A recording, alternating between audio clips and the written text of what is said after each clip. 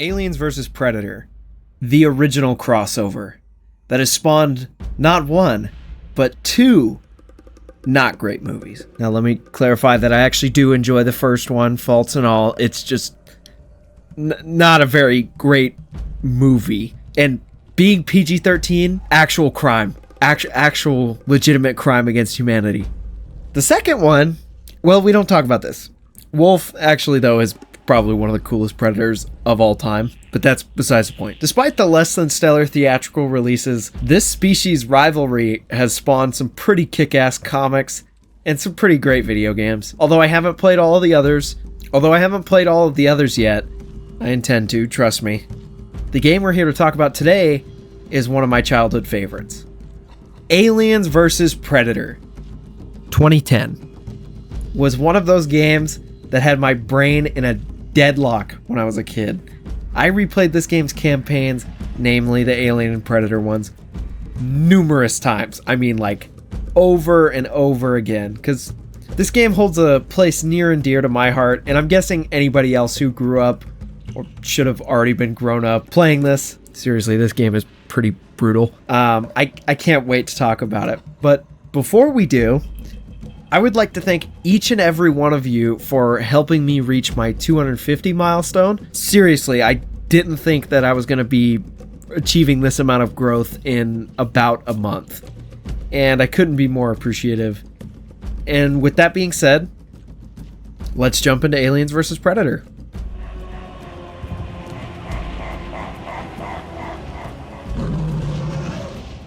In December of the wonderful 2008, Kotaku announced that Sega was releasing a new Aliens vs. Predator game. This pushed Sega's other alien-related game, Aliens Colonial Marines, back a bit. It then later came out, legendary actor Lance Henriksen was to be reprising his role as Weyland-Yutani, as he does in the 2000 movie. The game then ran into controversy with Australia. These guys really hated their video games. Sega ended up winning the appeal that was presented, and the game was released in its entirety. Most of the game's controversy came from the trophy kill mechanic, specifically the Predators. Now, Rebellion Studios, the studio behind previous Aliens vs. Predator games and the beautifully nostalgic and ongoing Sniper Elite series of games, CEO came out, and this Giga Chad, Jason Kingsley, responded with, "This game is obviously based on adult-rated movies, and we want to make sure it's very clearly an adult-rated game. It's an issue for me. Some computer games are for kids.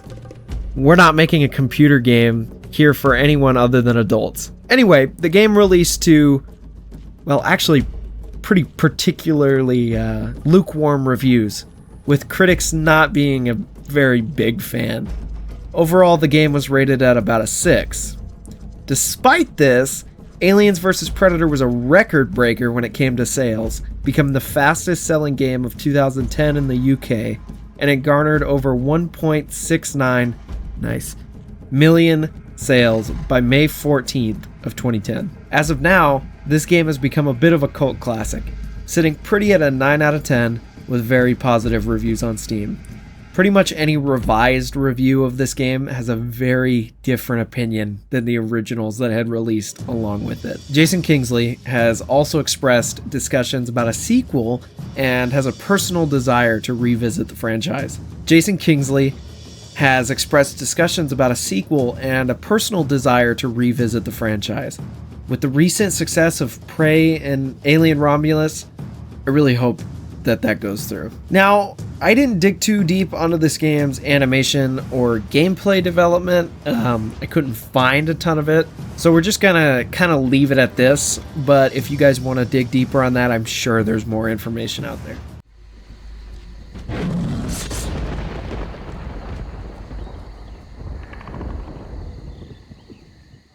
Now, this game has 3 different campaigns. All of the campaigns are intertwined, and all of them are short stories that only really take about a few hours to beat. This game's overall story all starts when Weyland-Yutani opens an ancient temple dedicated to the aliens and predators. Weyland had this station above this temple, researching both xenomorphs and predators, namely the predator's tech. And all of this sets off a domino effect when Weyland pries that John open. The Xenomorph campaign definitely has the most interesting beginning, putting you in control of Specimen 6, an unnaturally smart xenomorph that, even as a chestburster, was pretty grossly cunning. What happened to Specimen 6?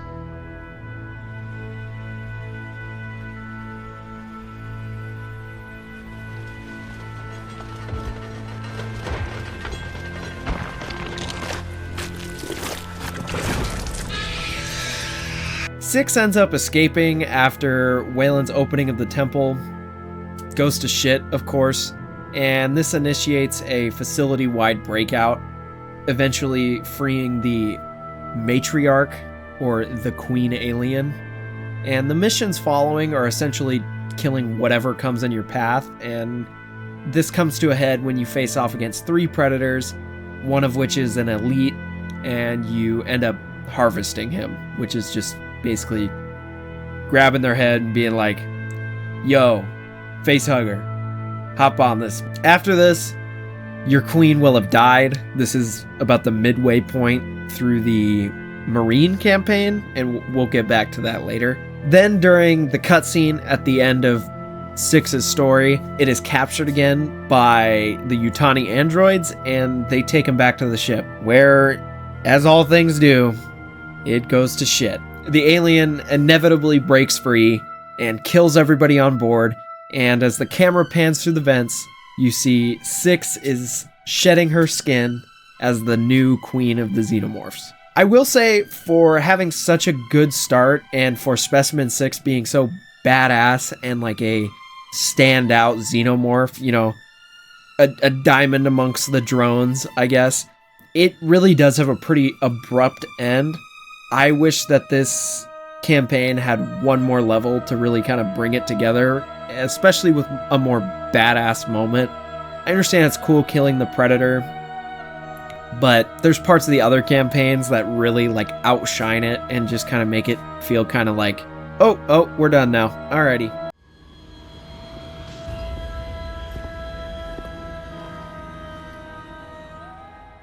Now, the Marine campaign follows The Rookie, where you continuously get separated from your squad, and as you continue to try to find a way off world, you confront Weyland-Yutani, eventually breaking into his lab under the guidance of a rogue android named Katja, who just kind of shows up, which is, you know, whatever. Before this, you had been getting guided by a squad leader named Tequila. She ends up getting captured by the xenomorphs, and you go break her out, and Katja's like, hey, I can get that thing out of her. Just bring it here. So you try to save your squad mate, and she is strangely calm about having a xenomorph that is about to rip her thing open.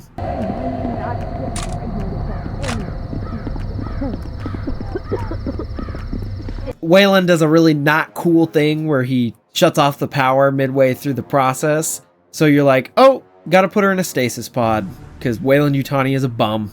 And you chase Weyland down into the Predator Temple for his data pad, which is your ticket off-world. It's the MacGuffin. And after following his ass down to the temple, he's like, ooh-ah-ah, I'm one step ahead, bruh. And then he tries to have his androids kill you. You obviously kill them, and you chase Weyland down, kill him, take his data pad, and then Lance Henriksen jump scare! Weyland is actually just an android. It literally is just a Doombot, and you blow his brains out, escape, and then the end cutscene of this, after you're being shipped off world, it's revealed that your pilots are Weyland-Yutani goons, and they recover the data pad, that of which has the coordinates of Xenomorph Prime. And it's like, oh my god, we're going there! And that's it was pretty simple story, but I did enjoy it. I think the end of it is pretty strong when you kind of stick it to the man. But like the first 2 or 3 levels are just kind of take it or leave it.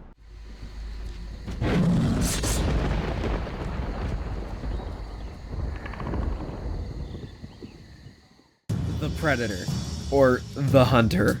This campaign is freaking sweet for how short it is. Like, this, obviously, it's the best one. I wish we could get a full game that is just like this. As the Predator, you go to the planet where shit's going down, okay? Like, you go to this planet to destroy your fellow hunters' technology before it falls into human hands. As you do this, you're tasked with retrieving some ancient Predator artifacts and another side plot of destroying the Abomination, which is the Pred alien. After retrieving the mask of an ancient Predator, you're shown these holograms throughout the level, which basically present you with lore of the first hunt of the Xenomorphs, which is pretty sick. You're shown these holograms, and then you break into Wayland's lab to get this wrist gauntlet, and it's that of the ancient Predators. And you descend into the temple, place the wristwatch onto the ancient elder's sarcophagus,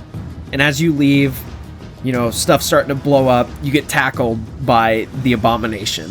And after this epic badass boss fight, you eventually reign victorious over the Pred alien, and you pull yourself up from the temple, and like your ancient ancestor before, you throw the dude off the thing. Like, you're just like, yeah, bro, kicked your ass. You're gone now. And you leave the planet, and you also get your coordinates to Xenomorph Prime. You can tell where they wanted to go with the sequel on this one. These intertwining campaigns give you that, oh, that's why that happened moments that are pretty satisfying to see from other perspectives.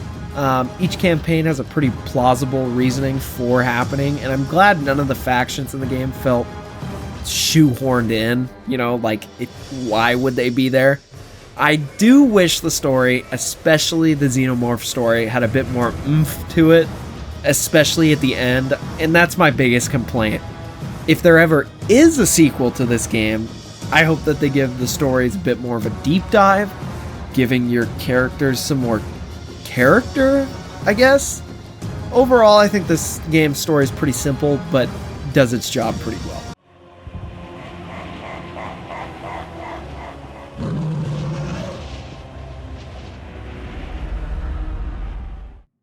This game is a first-person shooter, melee, stealth, platformer, etc., etc., etc. And due to the game having 3 different campaigns, there's 3 very different ways to play the game. Again, I'll break it down into sections and go over it in an overall sense at the end of it. The Marine is a simple shooter, and honestly, there's nothing really deeper than that. Your motion tracker is... well, what else did you think it was going to be? It's a freaking motion tracker. Each gun has a secondary fire. You can sprint, look around, shoot. Have you ever played a first-person shooter before? Then you've played the Marine campaign. Like, it's not special. I'm not going to explain what shooting a gun in an old shooter is like. I mean, come on. And I really don't have any complaints for it. I do think it's a little bare bones. That's not always a bad thing. I do hope that if they ever do a sequel and the campaign is longer, they definitely mix it up, because I would not want to play this for, 5 or 6 hours. I don't mind playing it for 2. The Xenomorph gameplay is stealth-centered. You mostly utilize stealth kills and little short melee spats. Playing as Specimen 6, you destroy lights to gain a shadow advantage and attack from there. The versatility of the alien is very appreciative, but sometimes you can lose track of what's going on due to the camera, which is understandable. I mean, you are literally like crawling on everything. It's going to be a little disorienting. If you have motion sickness, do not play this campaign. Give it a pass. As the alien, you have to pick off your enemies one by one, as you're not a tank, but like a very, very, very sharp dagger that has another dagger in its mouth and has hands that are also daggers and a tail that's a really big dagger. This style of gameplay allows for more well thought out engagements and fast paced but fun stealth. Again, I really don't have any complaints. Other other than the camera, it can be a bit much. Like, you can lose track of where you're going and what you're facing, because you're, feels like you're doing a cartwheel sometimes, but you're also on the ceiling, and you're trying to kill some guy, and it can be a kind of a gross mix sometimes, but just sometimes. Overall, I think it's pretty great. Now, the Predator.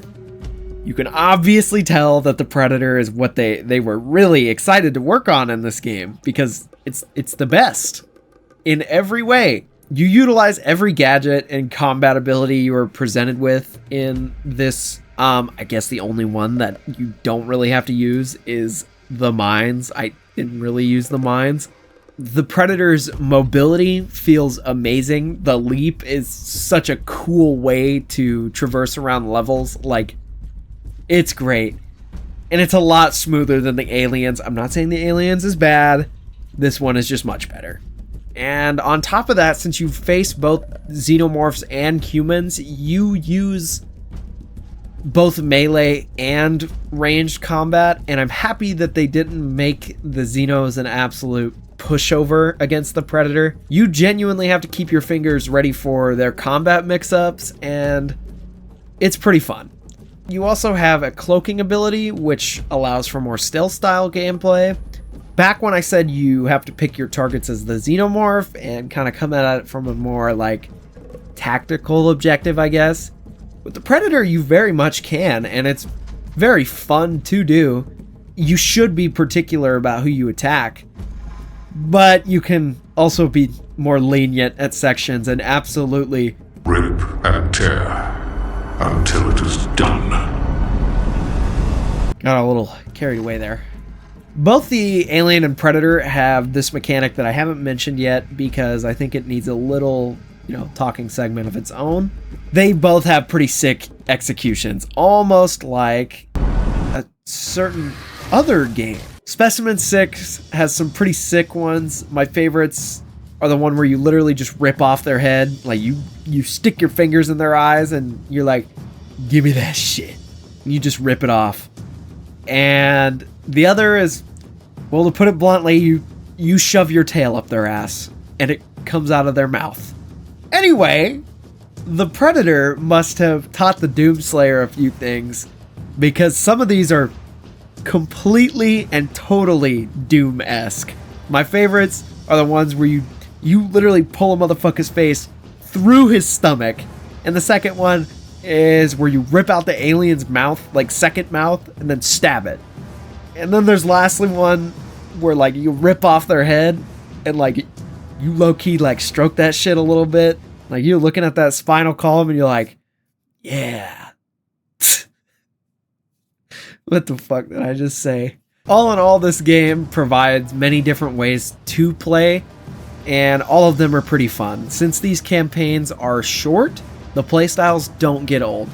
Again, although I could see the Marine gameplay getting a bit stagnant, as it's pretty bare. I will say the standout is definitely the Predator. I, again, wish we could get a full-length game in this style of gameplay. Perhaps with even more gadgets and abilities, I guess, tech upgrades, whatever you want to call it. I hope that if we ever get a sequel, the humans and Xenos will get the same treatment as the Predator, possibly offering weapon upgrades for Marine guns and new skills for the Alien. Things like an acid spit would be awesome. That's really all I have to say. This game has a fun little handful of playstyles that offer a fun mix-up throughout the entire game.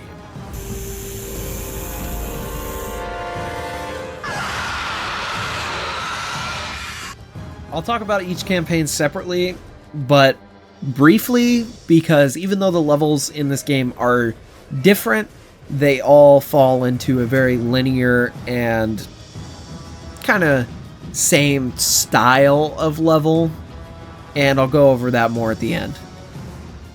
The levels in the Marine campaign are pretty short. It just mostly is complete objective and it's over. There's nothing really intuitive about them, and it's really just a room-to-room shooter. I did enjoy the fact that there were boss fights that were pretty simple but effective. I think the levels could have benefited from a more squad getting picked off style of thing. You watch your atmosphere kind of crumble around you, and that sense of security would go away.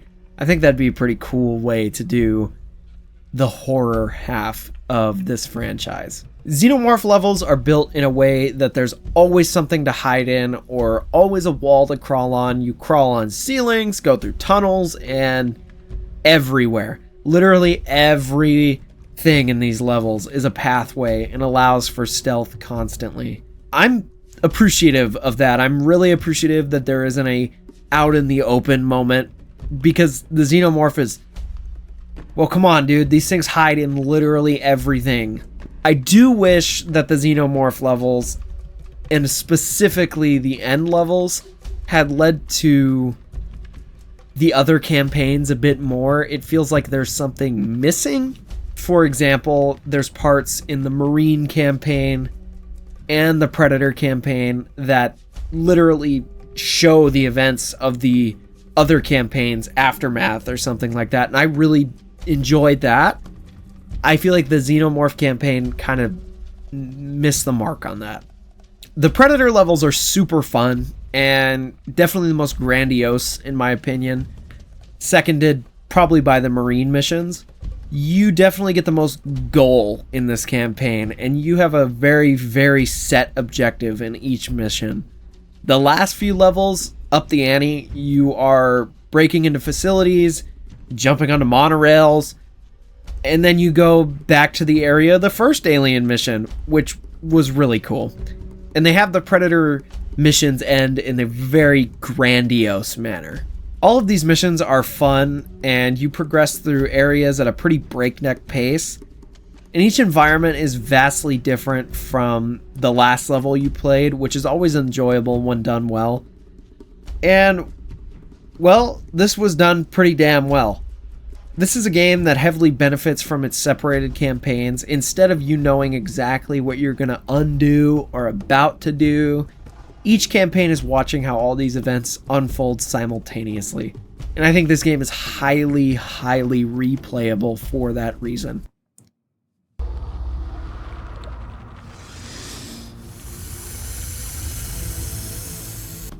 Graphics in this game have aged super well. As you can see, everything looks crisp.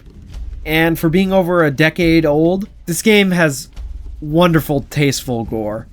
The game's effects and lighting also look pretty great, from fire to the plasma caster. All of the game's character models are perfect, and providing that early 2010s charm, everything just looks well put together and atmospheric. I loved how each campaign made you feel like you were looking through the different perspectives of each species that you're playing. As the Predator, you have this more technological HUD. The human is a pretty standard FPS look, and the alien is blank, other than prompts and damage. I really have no complaints for the graphics in this game. I will say sometimes the facial animations can be a bit stiff. I think the faces definitely are the part that looks the most aged, but that's about it.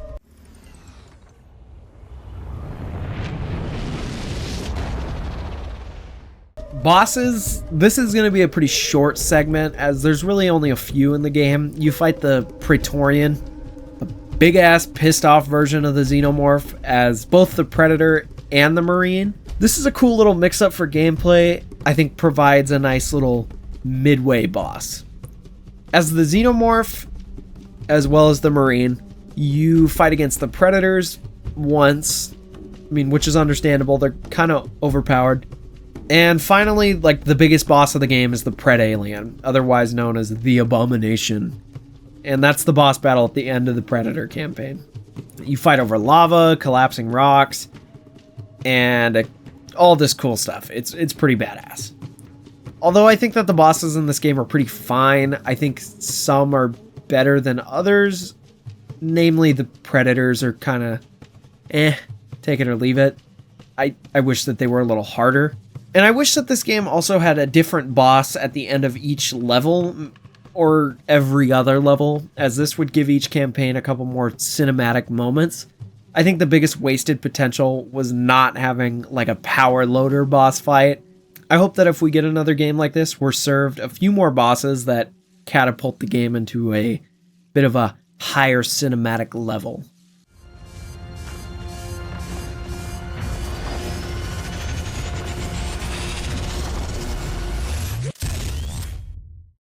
I've yet to find many games that resemble what this game did in terms of variety that is presented in its gameplay and the campaigns.